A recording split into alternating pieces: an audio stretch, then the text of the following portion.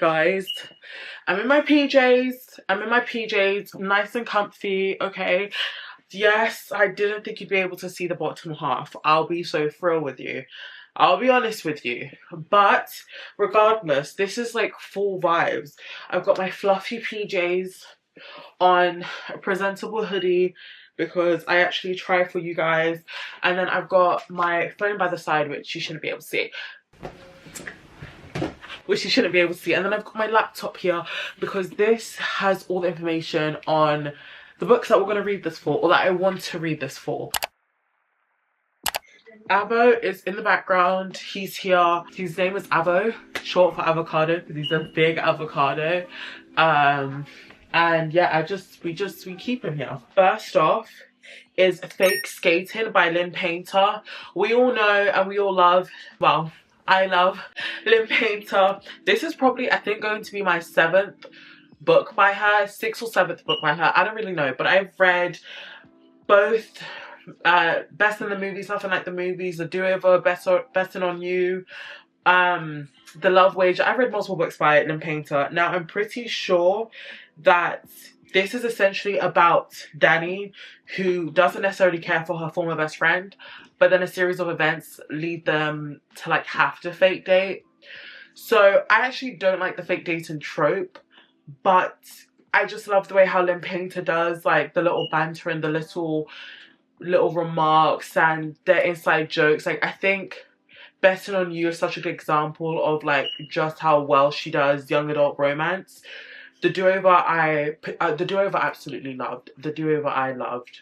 That's like probably my favorite book by Lynn Painter, to be honest. But you know what I saw on TikTok? This is not relevant, but someone mentioned how almost all of her books involve fake dating, and I was like, that's actually crazy, because I went through the books and I was like, no, these like basically almost all contain the fake dating trope, which is insane. Anyway, I'm excited because the cover looks wintry-ish from what I remember, and I think I'm gonna have a really good time. I don't know, it's just a fun little romance. I can treat it as like a palate cleanser. A Certain Hunger. This one is, I don't even know, really, to be honest. There's this food critic who loves food just as much as she loves intimacy. Let's say that for PG-13 reasons. And there's something slightly off with her, and then she finally decides to embrace it, apparently. That's all I know. It is horror, I think. Yes, it is horror. I don't really know necessarily what that means. She decides to embrace the thing that's off, quote unquote, with her. We'll find out if I choose to read it. Don't know, kind of scared. This book, which is, I heard this from Ellen Catherine, who is like, I feel like the UK booktube queen. I watch her stuff. But this is Overgrowth by Mira Grant, and I heard her speak about it and I was like, ooh, it's sci-fi. I've been trying to get into new genres this year. Let me try it out. It's essentially about this girl called Anastasia Miller. And from when she was like 3, she's been telling people she's an alien, and no one's believed her. They're like, okay, yeah, you're crazy. And then they find out that aliens do exist, and they're like, oh, so you're not joking? And she's like, yeah, I've been telling you guys, they're coming to take her and they're coming to invade Earth. And that's literally the synopsis. That's it. That's all we get. And it's like, oh, okay, this is insane. But I was so intrigued by this book, and I had nothing to read after I finished The Love Wager by Lynn Painter. And I said, I'm gonna just pick it up, whatever. I started reading it and I'm 22% through. It is so good so far. I'm including it on my full TBR because I haven't finished the book. Number 1, I literally started it like yesterday. And number 2, I don't know. I just wanted to, but the book so far is really good. I just want to say that. So maybe I'll read more of Mira Grant stuff. And I think I will look more into like Ellen Catherine's TBR because so far so good, girly. Then the second one is What Moves the Dead by T. Kingfisher. And I'm pretty sure that this is about a guy who hears news that like his childhood best friend is basically passing away, and he goes back to visit her to find out that like she's mustering all these stuff. She's like speaking in like weird, strange voices, and she's like sleepwalking. And that's all I know. And I know that it's horror as well. So I guess they're trying to discover like what's wrong with her and what's going on and like what the frick. Yeah. I feel like I discovered Lisa Jules, I want to say in 2023. I think that's when I discovered Lisa Jules. Don't quote me. It might... I think it was 2023. Yeah, it was 2023. And I haven't read a book by her in like a hot minute. I tried to read The Truth About Melody Brown recently, but I think it's because I carry on picking it up and putting it down that I haven't been able to finish it. But her latest release this year is Don't Let Him In, which is the book that's on my full TBR. And it's about this girl whose dad passes away, and his not former friend, but his friend that his like, you know, his family haven't seen or heard of in like quite a while, basically reaches out and sends his condolences. And I think the mum and the friend end up getting involved with each other and stuff like that, but the daughter just has like a weird feeling about the guy. That's it. I did start an audiobook, but I was never able to finish it. From what I recall, there's multiple different POVs and there's a past and present. It was kind of confusing to like listen to, but I'm hoping that if I read it, my brain would be able to understand the like different POVs, because I've never read a book where it's past and present and there's multiple POVs. Like, maybe I have. I think I have. But anyway, it was confusing me at the time. So hopefully it makes more sense now. But I want reading Lisa Jules to be like a yearly thing. Although her stories are quite like... What the frick did I just read? Like, I put it down and I feel like kind of icky after. So yeah, I'll pick it up. But I'll pick it up at the right time where I feel comfortable. The Diary of an Oxygen Thief. It's... No one knows who it's written by. But... I'm hoping to also buddy read this as well. And I'm sorry, I have to look at my laptop because like the notes are on here. But it's basically about an Irish advertising executive and a recovering alcoholic. And apparently he takes pleasure in emotionally abusing women before sobering up and moving to America. I'm pretty sure the book, the way how it starts off is quite like, what the frick is this book about? I can't remember the first time, but I've seen it on TikTok and I was like, what the frick? Like what? So I'm actually kind of scared to read this because the fact that it's like written by like who knows, it kind of like freaks me out more. So that's what I'm hoping, if I buddy read it, it will be better. I don't know. But I've got Avo here and I've got God to protect me and to calm me down and to not let my anxiety get the best of me. I've got Avo to cuddle with and snuggle with, so hopefully it goes well. Then I have Billy Summers by Stephen King on my TBR as well, and it's because I saw Larry Reed. She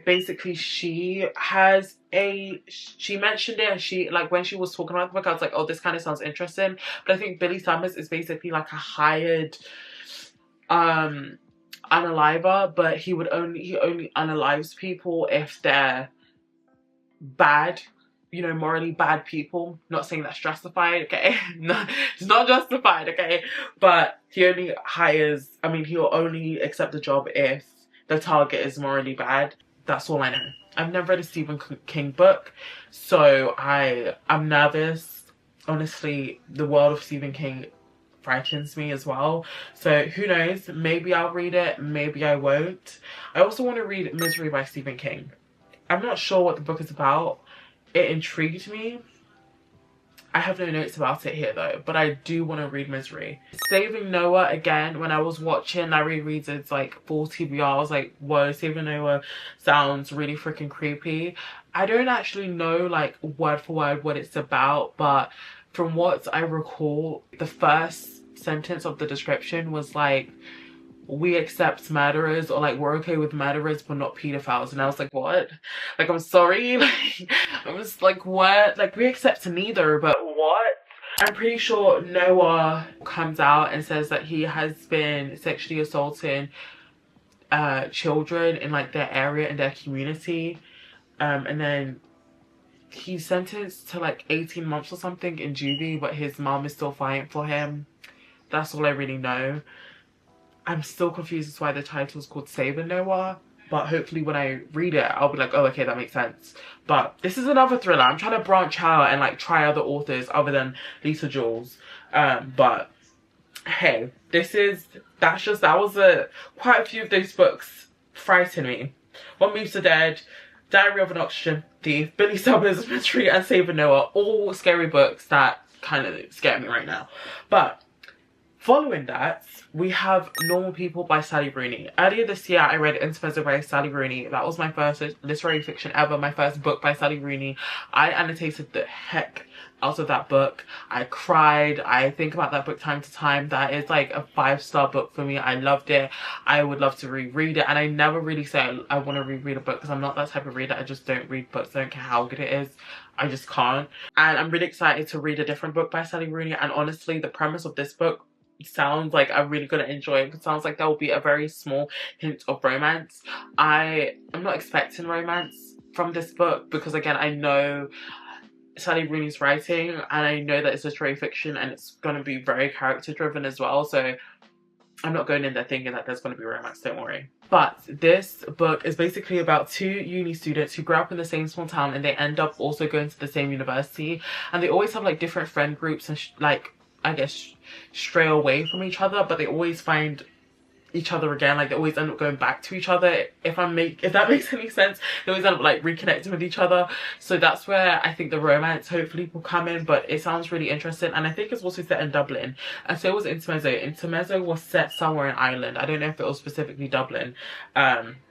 So I'm wondering if maybe Sally Rooney is from Ireland, because now 2 of her books have been set in Ireland. But anyway, then I want to read A Little Life, and I have no idea what this book is about. All I know is it's like 700 pages long. Everyone has cried when they've read it. Everyone has said that they've needed days, weeks to get over the damage that this book has caused them, and to check the trigger warnings. And I briefly checked the trigger warnings, and I saw, and I don't usually get triggered by stuff in books. I also don't usually like relate to a trigger warning, which I'm thankful for, but I saw a trigger warning and I was like, oh, I relate to that one. Oh, that's crazy.